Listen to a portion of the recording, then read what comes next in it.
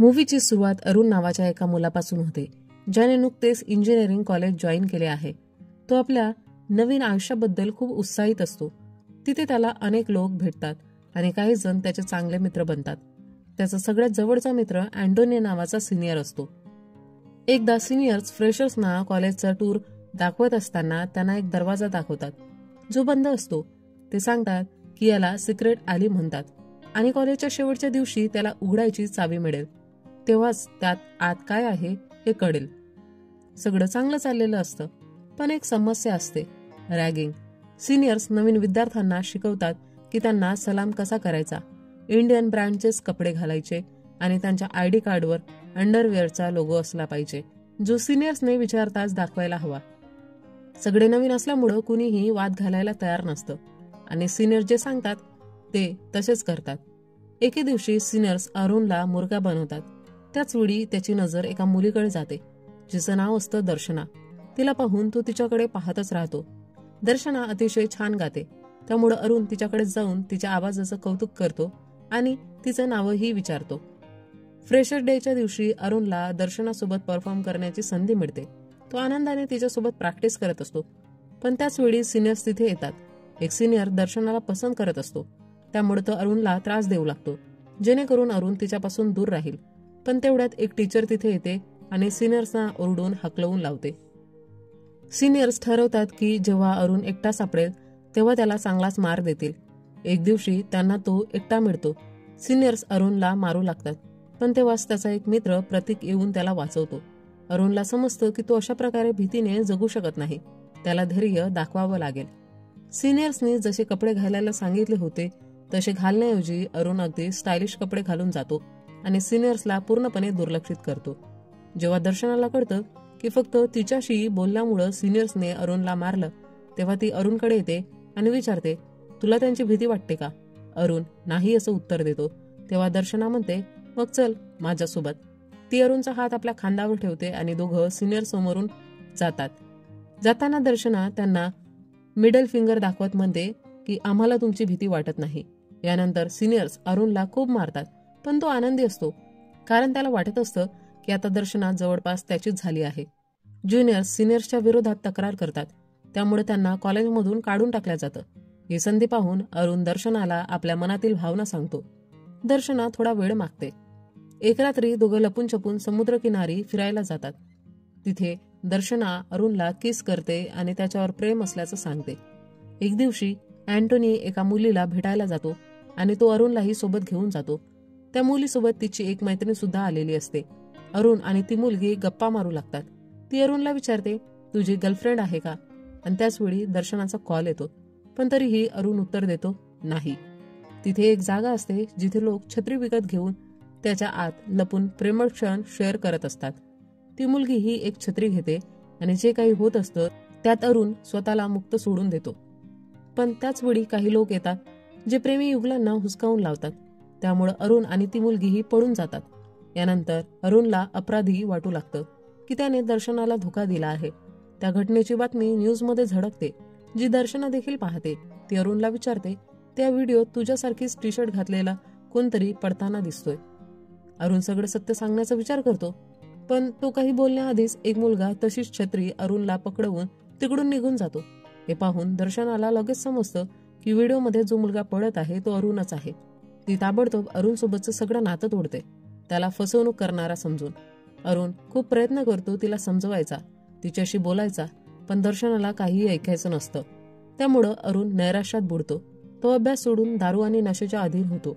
त्याच्या चेहऱ्यावरचं हास्य हरवतं. तो कायमच उदास फिरू लागतो. हळूहळू तो सिनियर्स होतो आणि त्याचे वागणे नमुनेही बदलतात.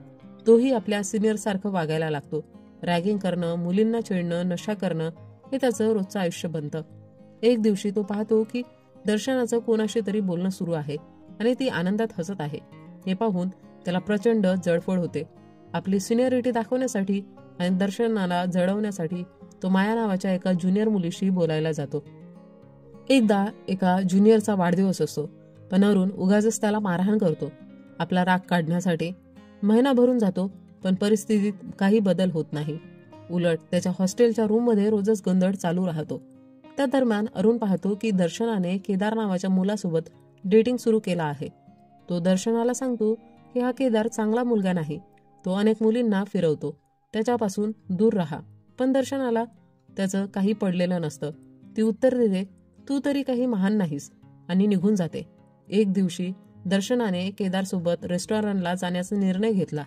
जेव्हा केदार वॉशरूममध्ये जातो तेव्हा दर्शनाची नजर त्याच्या फोनवर पडते, ज्यात सतत मेसेज येत असतात. कुतूहलाने ती फोन उघडते आणि पाहते की त्यात दुसऱ्या मुलीचे प्रेमाने भरलेले मेसेजेस आहेत. तिला समजतं की अरुण खरंच बरोबर होता. केदार एक नंबरचा मुली पटवणारा मुलगी आहे.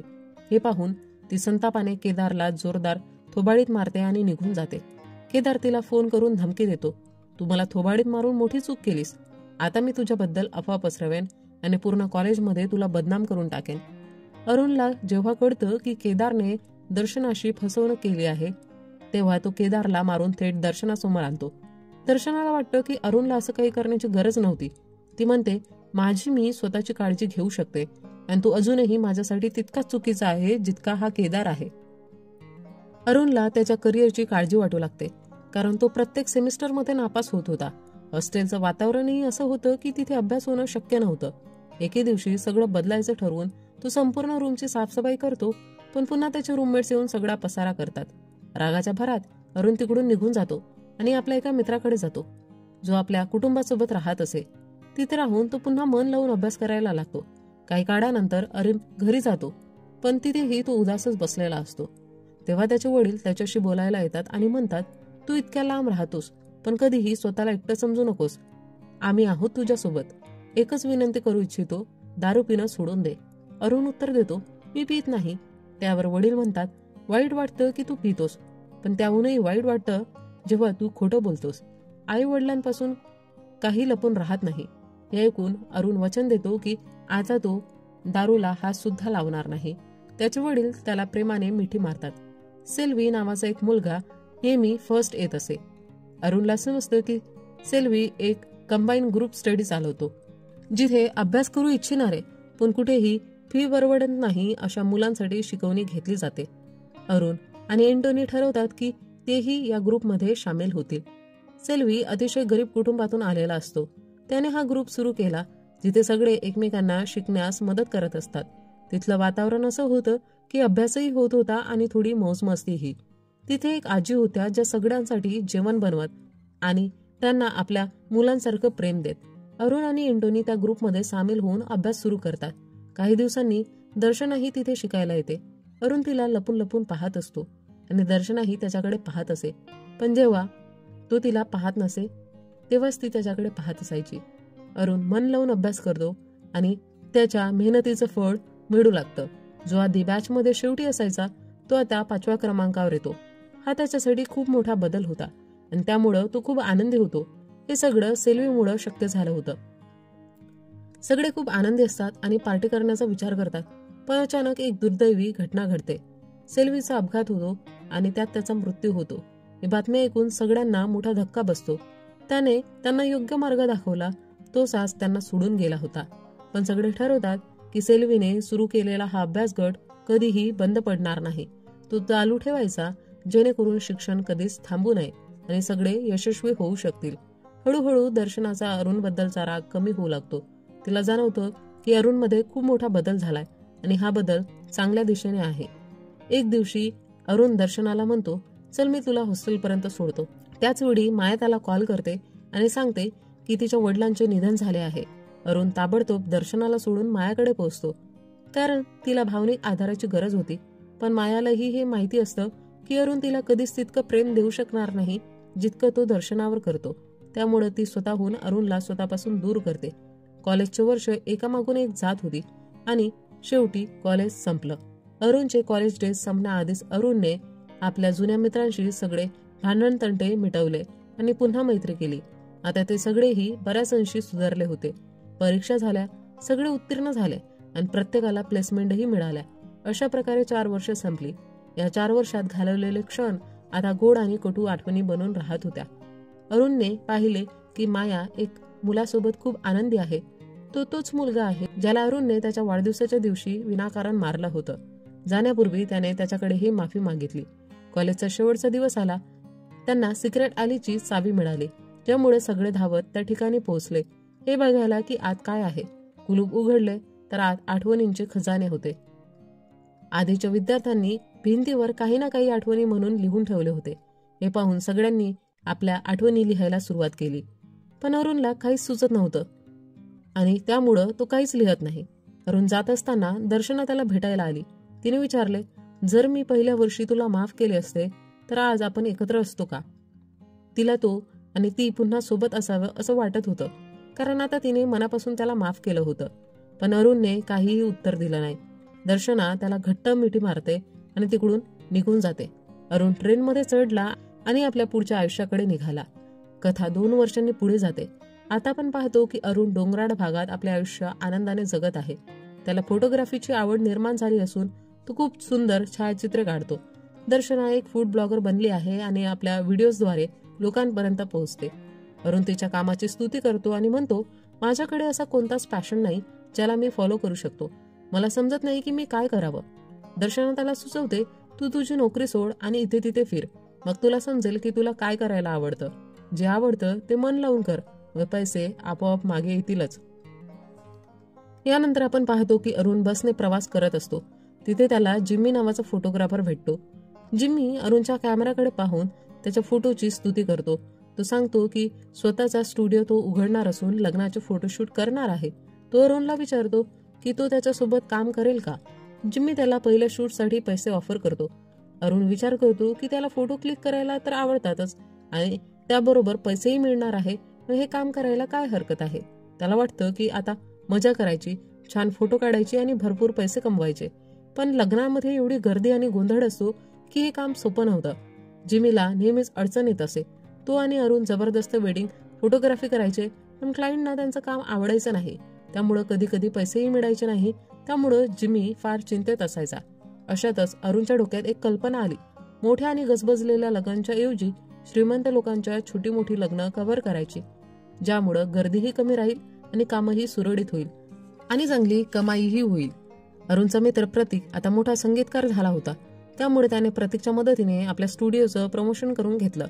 त्याचा लगेचच फायदा झाला आणि दुसऱ्या दिवशी त्यांच्याकडे क्लायंट येऊ लागले. अरुण आपलं काम आनंदाने करू लागला. त्याला लोकांचे भाव, त्यांचा खाक क्षणांच्या कॅमेऱ्यात कैद करणं खूप आवडायला लागलं. एके दिवशी एका लग्नात फोटोग्राफी करत असताना त्याची नजर नित्या नावाच्या मुलीवर पडली. तिला पाहताच त्याच्या मनात पहिल्यांदा दर्शनाला पहिल्या वेळी पाहिलेली भावना जागा झाली. तो सतत तिचे फोटो काढत होता आणि तिनेही लक्षात घेतलं होतं. नंतर जेव्हा तिने फोटो पाहिले तेव्हा तिला ते खूप आवडले. तिने अरुणला सांगितलं की त्याने तिला तिचे फोटो मेल करावे. अरुण तिच्या सौंदर्याची, हसण्याची, डोळ्यांची प्रशंसा करू लागला.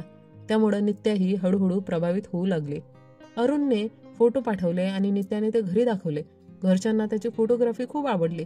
त्यामुळे तिने आपल्या कझिन बहिणीच्या लग्नाच्या फोटोशूटसाठी त्याला कॉन्ट्रॅक्ट दिला. अरुण आनंदी झाला, कारण त्यामुळं त्याला पुन्हा नित्याला भेटायची संधी मिळणार होती. पण त्या लग्नाचा वर केदार नावाचा होता. अरुणने थोडी चौकशी केली आणि लक्षात आलं की हा तोच केदार आहे जो पूर्वी अनेक मुलींना फसवत होता. त्याने ही गोष्ट नित्याला सांगितली, पण तिची कझिन ऐश्वर्या मात्र काही ऐकायला तयार नव्हती. एके दिवशी ऐश्वर्या आणि केदार रेस्टॉरंटमध्ये जातात. नेहमीप्रमाणे केदार वॉशरूममध्ये जातो आणि त्याचा फोन तिथे टेबलावर राहतो. ऐश्वर्याच्या डोक्यात शंका येते. ती फोन पाहते आणि तिला केदारच्या इतर मुलींशी असलेल्या मेसेजेसचा साक्षात्कार होतो. तिला सत्य कळताच तिने केदारला जोरदार चापट मारली आणि रिलेशन संपवलं. केदारला कळलं की हे सगळं अरुणमुळे घडलं आहे. तो संतापाने अरुणला मारायला जातो, पण त्याला अरुणची जुनी धुलाई आठवते आणि त्यामुळे तो घाबरून तिकडून पडून जातो. आता अरुण आणि नित्याचं भेटीगाठी सुरू झाल्या होत्या. एक दिवशी अरुणच्या एका जुन्या मैत्रिणीच्या लग्नाचं फोटोशूट होतं. नित्याने त्याला सुचवलं की आपण हे फोटोशूट मिळून करूया. अरुणला हे मनापासून आवडलं आणि तो तिला सोबत घेऊन गेला. अरुण आणि नित्या एकत्र राहू लागतात. त्यामुळे त्यांच्यातील जवळीक आणखी वाढते. त्या जागेजवळच सेल्वी नावाचा ग्रुप स्टडी सुरू होता. त्यामुळे अरुण तिथे जायचं ठरवतो. पण आता तिथे कोणतीही ग्रुप स्टडी सुरू नव्हती आणि त्या आजीही जी आधी त्यांना जेवण करून खाऊ घालत असे त्याही तिथे नव्हत्या. अरुण इथे तिथे चौकशी करून त्या आजीचा पत्ता शोधतो आणि तिला भेटायला जातो. तो पुन्हा तिच्या हातचं तेच जेवण खातो जे ती आधी बनवायची. दरम्यान अरुण आणि नित्याचं नातं एवढं दृढ झालेलं असतं की आता लग्नाचा विचार करता येईल. नित्या तिच्या घरी याबद्दल बोलते. तिचे वडील थोडे आडवेळे घेतात, पण शेवटी मुलीच्या आनंदासाठी होकार देतात. अरुण त्याच्या कॉलेजमधल्या सर्व मित्रांना लग्नासाठी आमंत्रण देतो. सगळे मित्र आनंदी होतात की आता आपला मित्र सेटल होत आहे. दर्शनाला जेव्हा आमंत्रण मिळतं तेव्हा ती वरवर आनंद दाखवते, पण मनापासून पूर्णपणे खुश नसते. सर्व मित्र एकत्र येतात, जुन्या आठवणी जाग्या करतात, गप्पा मारतात, आनंद साजरा करतात. दर्शनाही तिथे असते.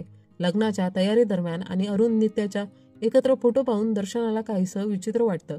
त्यामुळं ती तिथून निघून जाण्याचा प्रयत्न करते. एंटनी तिला थांबवतो.